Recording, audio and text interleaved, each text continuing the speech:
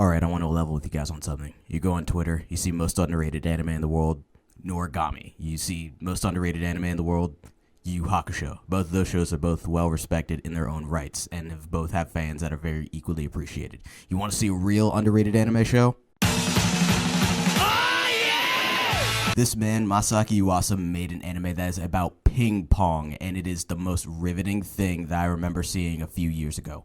So let's talk about this man, shall we?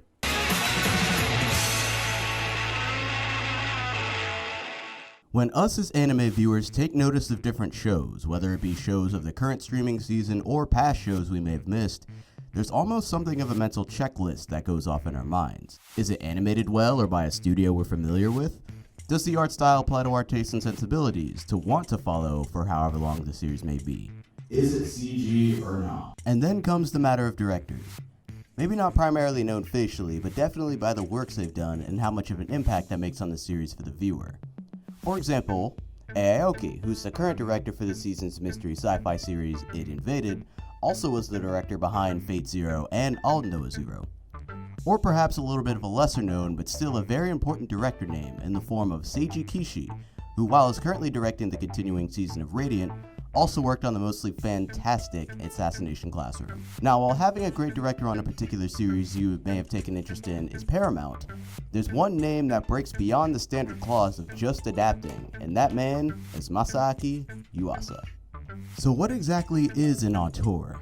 The Encyclopedia Britannica defines an auteur, or specifically in this case auteur theory, as a theory of filmmaking in which the director is viewed as the major creative force in a motion picture.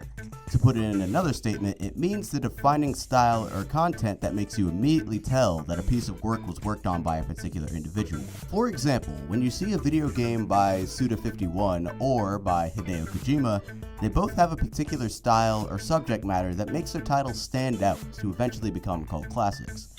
Suda has a style steeped majorly in ideas from Western culture, and Kojima has a knack for having strange yet very appealing story elements and world building that allures many fans to his works. Now, the difference here with being an auteur director in anime versus video games is, video games for the most part are created with stories of their own. With most anime, especially nowadays, adapting or making anime versions of already known manga or light novel series is paramount. It's become the norm to see that particularly known, or maybe even lesser known manga are receiving anime adaptations by various animation studios and directors. Current series like Plunder and Kyoko Suiri Inspector both originally started as manga series that were made into anime series that we know now. Okay, so we know that adaptations exist, but what about the actual execution of said adaptations? That's where the directors come in this particular case, Masaaki Yuasa. Yuasa is a director that's been in the industry for years, ever since back in 1999. And speaking of working for years, I have reason to believe that he, along with Araki of JoJo fame, have the same condition, causing him to be almost 55 years old and look like he's somewhere within his late 30s or early 40s, which is astounding in itself. Yuasa is primarily known for his directing work on his own original ideas, such as the fantastic sci-fi series Kaiba, and even a very strange but well-received kickstarted animated project by the name of Kickheart. Along with his original works, it's been within his recent animated adaptations of various works like Devilman Crybaby, Night is Short Walk On Girl, and the currently streaming show Keep Your Hands Off Eizouken that's really bringing people to his work. So what is it exactly about the execution of these adaptations that entice anime viewers, and in Devilman's case, even non-frequent anime viewers, into his adaptations? First off, considering that these are adaptations of previously existing works, he keeps basic story elements and characters still within their original archetypes and behaviors. Now, while he keeps basic character themes and stories still intact as they should be, everything else around it is what's open to change or stylization in the director's own mind. For extremely obvious example, this can go without mention that I have reason to believe there isn't mention of rappers in the original Devilman manga, but it's still greatly appreciated even to this day, 2 years after its release.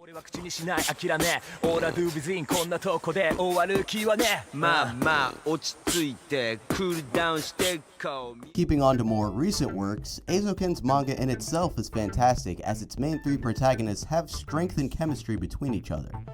With the anime adaptation, Yuasa makes this work in spades, because not only are the characters now brought to life by means of voice and animation, but the world itself that is developed and the worlds the characters build in their own imaginative mind is now completely realized, and what a person to do the realization. Yuasa's penchant for landscape design and beautiful animation lend a gracious hand to a series like this whose scenery is worthy to be fully fleshed out and explored. From a personal perspective, Eizouken also happens to be a series that I could 140% wholeheartedly recommend to even the lightest of anime watchers.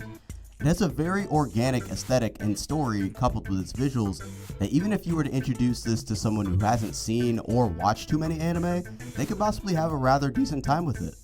But that's the kind of allure Masaaki Yuasa brings in his adaptations.